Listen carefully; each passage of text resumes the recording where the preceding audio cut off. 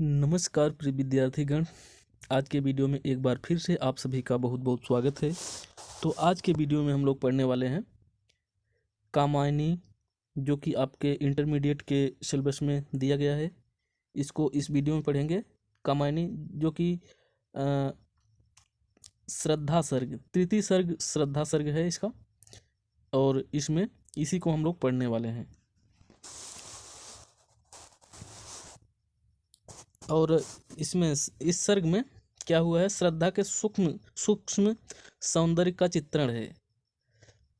ठीक है, सूक्ष्म सौंदर्य का चित्रण का मतलब होता है बाह्य और आंतरिक दोनों सौंदर्य का चित्रण इसमें हुआ है। तो चलिए देखते हैं इसको हम लोग। तो देखिए, कौन तुम संस्कृत जलनिधि तीर तरंगों से फेंकी मणि एक। मतलब एक श्रद्धा कह रही है मनु के सामने आकर के कह रही है कि कौन तुम, मतलब तुम कौन हो। संस्कृत जलनिधि तीर तरंगों से फेंकी मणि एक। संस्कृत जलनिधि तीर तरंगों से फेंकी मणि एक। तुम संसार रूपी सागर के किनारे, तुम संसार रूपी सागर की लहरों से किनारे पर तरंगों से फेंकी मणि एक, मतलब उनकी तरंगों द्वारा किनारे पर फेंकी हुई मणि के समान। तुम कौन हो, कौन तुम मतलब तुम कौन हो। संस्कृत जलनिधि तीर मतलब संसार रूपी जलनिधि के किनारे। जलनिधि का मतलब सागर, जलनिधि का मतलब सागर होगा। मतलब तुम कौन हो संसार रूपी सागर के किनारे तरंगों से फेंकी मणि एक। जिस प्रकार से सागर अपने तरंगों द्वारा, अपने लहरों द्वारा मणि को बाहर फेंक देता है, उसी के समान तुम कौन हो। कर रहे निर्जन का चुपचाप प्रभा की धारा से अभिषेक। यहाँ प्रभा की धारा मतलब हो जाएगा इसी, यही जो है। तो यहाँ पर हो जाएगा अपने सौंदर्य से। प्रभा की धारा का मतलब ये जो बताया गया है यहाँ पर, इसी की यही है। यहाँ पे प्रभा की धारा का मतलब हो जाएगा अपने सौंदर्य से इस निर्जन का चुपचाप अभिषेक कर रहे हो, तुम कौन हो। इसके आगे चलते हैं। इसके आगे देखते हैं। मधुर विश्रांत और एकांत जगत का सुलझा हुआ रहस्य, एक करुणामय सुंदर मौन और चंचल मन का आलस्य। मधुर विश्रांत और एकांत। विश्रांत का मतलब थके हुए, मतलब तुम थके हुए होने पर भी, तुम थके हुए होने पर भी सुंदर लग रहे हो, सुंदर दिख रहे हो। जगत का सुलझा हुआ रहस्य, और ऐसा लग रहा है कि संसार के रहस्यों को सुलझा लिया गया, मतलब लिए हो तुम। कैसे लग रहे हो, मतलब देखने में लग रहे हो कि थके हुए हो, फिर भी बहुत सुंदर लग रहे हो, अच्छे लग रहे हो। जगत का सुलझा हुआ रहस्य, और जगत के रहस्यों को सुलझा लिए हो, ऐसे लग रहे हो। एक करुणामय सुंदर मौन और चंचल मन का आलस्य। कहने का मतलब तुम करुणामय होते हुए भी सुंदर लग रहे हो। तुम करुणामय होते हुए भी क्या लग रहे हो, सुंदर लग रहे हो। और चंचल मन का आलस्य, और तुम्हारा चंचल मन आलस्य से भरा हुआ है। कहने का मतलब अब तुम्हारा मन चंचल नहीं रह गया है, आलस्य से भर गया है। आगे चलते हैं।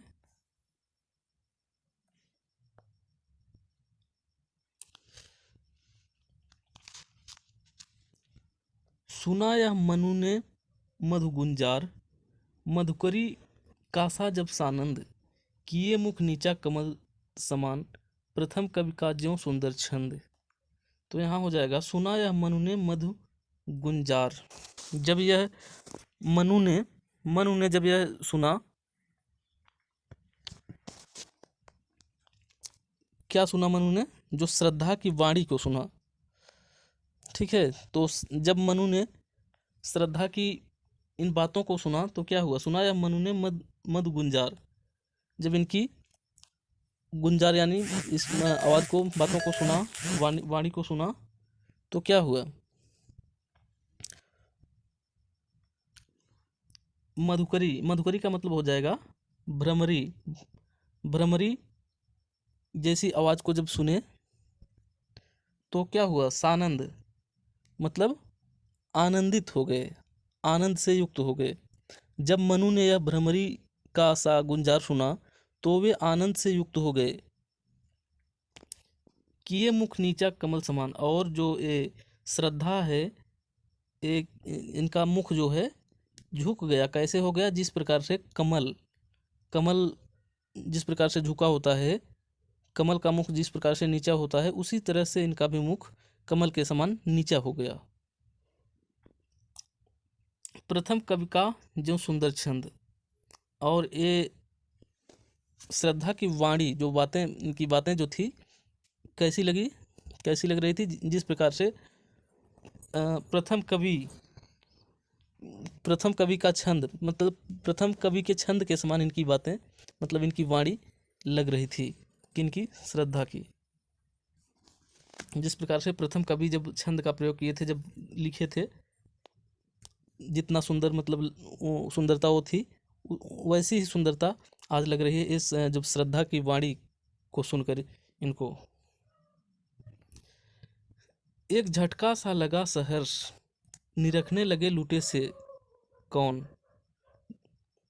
जब इनकी बातों को सुने, कौन सुने? मनु। श्रद्धा की वाणी को जब सुने तो सुनने के बाद क्या हुआ? एक झटका सा लगा इनको। क्या हुआ? बातों को सुनने के बाद एक झटका सा लगा, करंट सा लगा।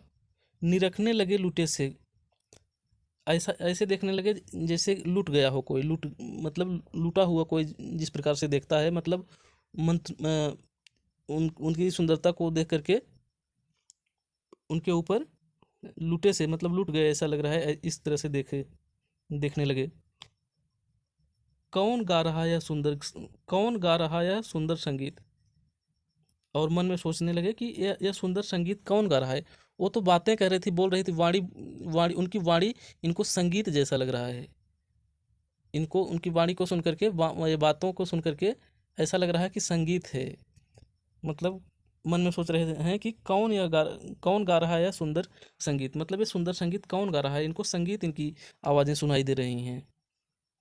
किसको संगीत लग रही है? लग रही है इनको, मनु को श्रद्धा की बातें सुन करके संगीत लग रही है, संगीत जैसा।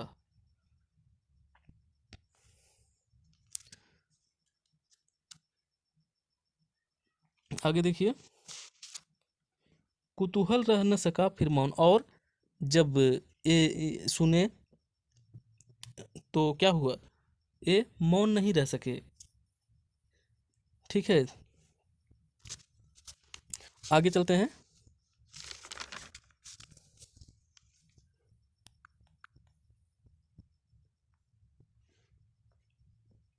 और देखा वह सुंदर दृश्य, नयन का इंद्रजाल अभिराम, कुसुम वैभव में लता समान, चंद्रिका से लिपटा घनश्याम।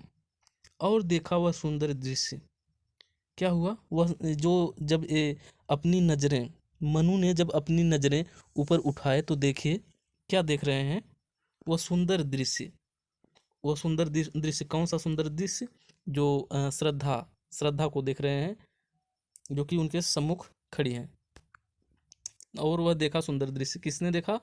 मनु ने जब अपनी नज़रें उठाई तो सामने देखा सुंदर दृश्य। सुंदर दृश्य क्या है? वही श्रद्धा है।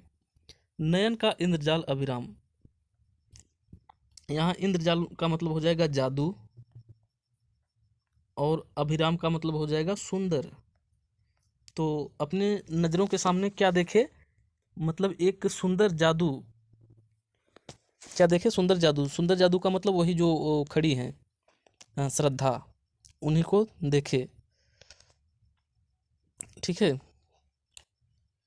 कुसुम वैभव में लता समान, कैसा मतलब कैसी लग रही हैं, जिस प्रकार से लता में, लता जो होती है, लता कुसुम मतलब फूलों की वैभव से युक्त कोई लता हो उनके सामने, इस तरह से वो लग रही हैं। कौन लग रही हैं? श्रद्धा।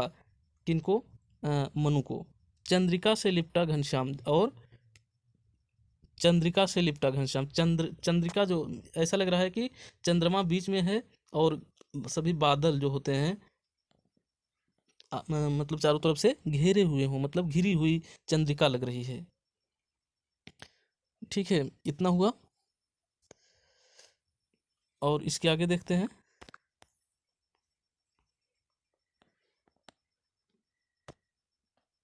हृदय की अनुकृत बाह्य उदार, एक लंबी काया, उन्मुक्त मधुपवन क्रीडित, क्रीडित जो शिशुशाल, सुशोभित हो सौरभ संयुक्त।